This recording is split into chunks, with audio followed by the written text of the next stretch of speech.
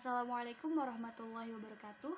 Perkenalkan, nama saya Atika Safira Yasmin dengan nomor induk mahasiswa 19171030022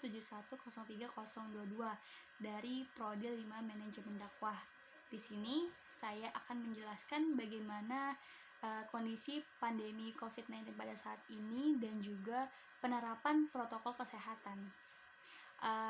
Pada saat ini tentunya kita masih dalam kondisi pandemi COVID-19, sama seperti tahun-tahun sebelumnya.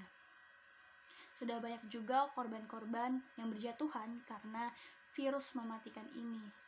Dan gak jarang juga korban dari virus ini itu adalah teman-teman kita, tetangga-tetangga kita, atau bahkan saudara kita. Dan kita semua di sini mungkin sudah sangat bosan dengan kondisi ini gitu. Bosan dengan kata-kata soal pandemi, virus, corona, dan COVID-19 gitu.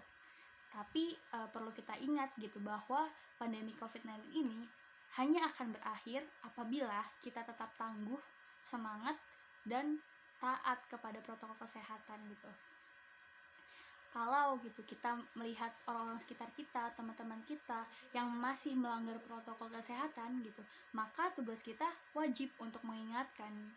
Jangan segan dan juga jangan takut, karena melanggar protokol kesehatan yang justru gitu akan membuat kita semakin lama dalam suasana pandemi. Sudah banyak petugas kesehatan gitu yang nyawanya direnggut oleh virus corona ini gitu. Maka dari itu kita harus tetap menerapkan protokol kesehatan dengan sebaik-baiknya. Dengan cara apa? Yang pertama, dengan cara mencuci tangan. Dilansir dari CDC gitu, penting bagi kita untuk mencuci tangan dengan sabun dan air selama 20 detik sehari, terutama pada saat sebelum memasak atau sebelum makan. Dan kemudian setelah menggunakan kamar mandi, kita wajib mencuci tangan. Setelah menutup hidung saat batuk dan atau bersin gitu, itu juga kita wajib mencuci tangan. Selain itu, selain mencuci tangan, kita juga dianjurkan untuk memakai masker. Pada awal pandemi virus corona ini gitu, tahun 2020 kemarin gitu, Organisasi Kesehatan Dunia atau WHO mengatakan bahwa penggunaan masker ini hanya direkomendasikan untuk orang yang sakit saja, bukan untuk orang yang sehat. Akan tetapi berkembangnya virus ini gitu membuat WHO pada akhirnya mengeluarkan himbauan agar semua orang, baik yang sehat ataupun yang sakit gitu, agar tetap selalu menggunakan masker saat beraktivitas di luar rumah. Selain itu, kita juga dianjurkan untuk menjaga jarak. Nah, protokol kesehatan lainnya yang perlu dipatuhi adalah dengan menjaga jarak. Nah, protokol kesehatan ini dimuat dalam keputusan Menteri Kesehatan Republik Indonesia dalam protokol kesehatan bagi masyarakat di tempat dan fasilitas umum dalam rangka pencegahan dan pengendalian COVID-19.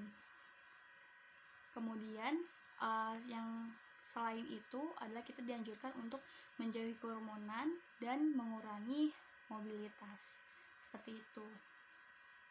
Akan tetapi ya, dari krisis ini, dari masa-masa krisis ini gitu, kita dapat banyak sekali mengambil hikmah dan pembelajaran yang dapat kita terapkan pada saat ini gitu, atau bahkan setelahnya gitu, setelah ini gitu, yang mana untuk pertama kalinya gitu guru-guru melakukan pembelajaran secara daring gitu ataupun online gitu, menggunakan tools atau perangkat baru dan menyadari gitu bahwa sebenarnya pembelajaran ini bisa terjadi dimanapun.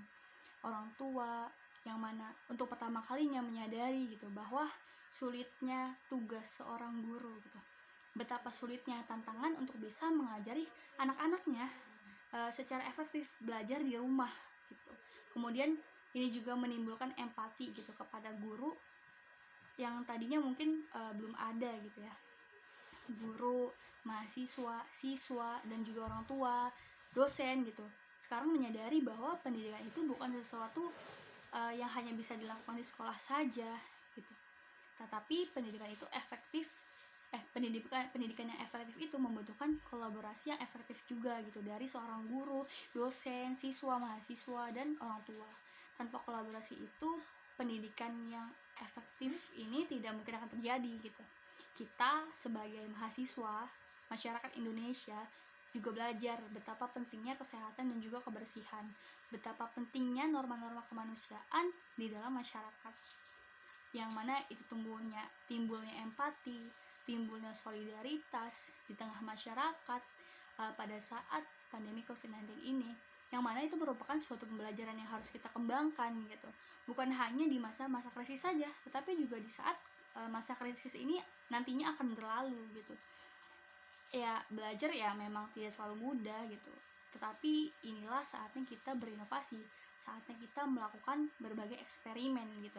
Inilah saatnya kita mendengarkan agar bangsa ini lebih baik di masa yang akan datang, seperti itu. Demikian yang dapat saya sampaikan, kurang lebihnya mohon maaf.